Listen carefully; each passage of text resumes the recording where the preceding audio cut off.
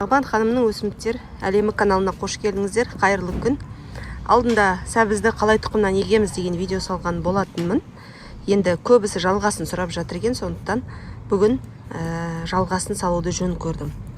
Сәбізді тұқымнан еккеннен кейін мынадай қаптап өседі.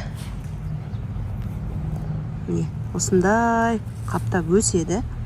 Енді біз егер сәбізді осы күйде қалдыратын болсақ, ол сәбіз өспейді, жеміс бермейді. Өйткені бір-біріне кедергі болады, тамыр жүйесі бір-бірімен таласады, жер жетпейді. Сондықтан не істейміз, сәбізді біздер арасын сирету керек болады.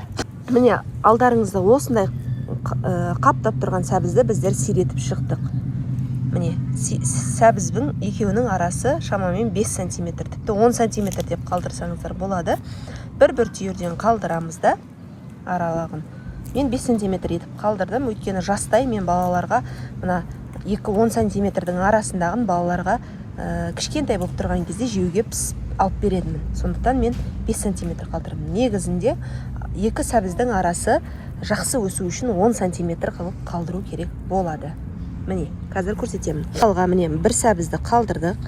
Қараңыздар, міне. Бір сәбіз қалды, мысалға. Содан 5 см аламыз да тағы да бір сәбізді қалдырамыз. Міне, бір сәбіз қалды. Содан кейінгіні аламыз да жұлып тастаймыз. Міне, жұламыз.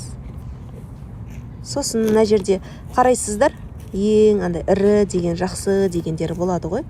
Міне, соны біреуін қалдырасыз, мысалы біреуін аласыз да, қалған деп ақырын жұлып аласыз. Қатты жұлып алмаңыздар, өйткені басқасы да жұлынып кетіп, мына қалдырғанымызға зақымын тигізіп жүрер. Міне, осылай жұлып тастайсыздар. Тағы да бір штугын қалдырамын, қалған уыстап жұлып алып тастаймын. Міне, екі сәбіздің арасы жақын. Мына ортадағын алып тастауға да болады. Сонда міне екі сәбіздің арасы 5 см болды. Тағы да жұлып тастаймыз. Міне, тағы да жұламыз. Бір мықтылау деген біреуін қалдырамыз. Сосын қалғандарын жұлып тастаймыз. Міне, біреуін қалдырдым. Орталарындағын алдым. Көрдіңіздер ғой? Қалғандарын жұлып тастаймыз. Міне, бір штугын қалдырамыз. Қалғанын жұлып тастаймыз.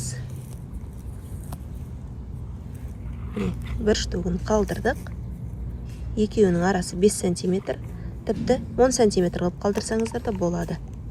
Не байқап тұрсаңыздар, бірнеше бөлігін осылай жұлып шықтық. Және сіздер мына жұлып алып тастаған сәбіздің артықтарын қасына тастап кетпеңіздер. Себебі өзінің мына сәбіздің шыбыны болады. Сол шыбыны келсе, олар сәбіздің түбіне орналасып алады да, сәбізді тесіп тастайды. Кейбір сәбіздер болады, шұрық тесік. Сондықтан міндетті түрде жұлып алып тастаған қалдықтарыңызды, бұрынғы сәбіздің сабақтарын тастап кетпеңіздер. Осылай барлық сәбіздерімізді әдемі етіп жұлып шығамыз. Және жұлып жатқан кезде осындай қисық болып құлап жатуы мүмкін. Уайымдамаңыздар, түп жақтарын шамалы бекітіп жіберіңіздер. Ал ертең суарған кезде немесе жаңбыр жауған кезде өздері өсіп әрі қарай дамып кететін болады. Біздерде тоқтамастан 1-2 аптадай жаңбыр жауды.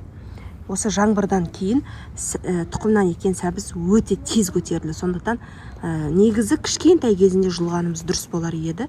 Біздер жаңбыр болғандықтан жұмыс жасай алмадық. Сондықтан осы сәбіздеріміз мынадай болып өсіп кетті. Алдағы уақытта тағы 2 апта жаңбыр деп тұр.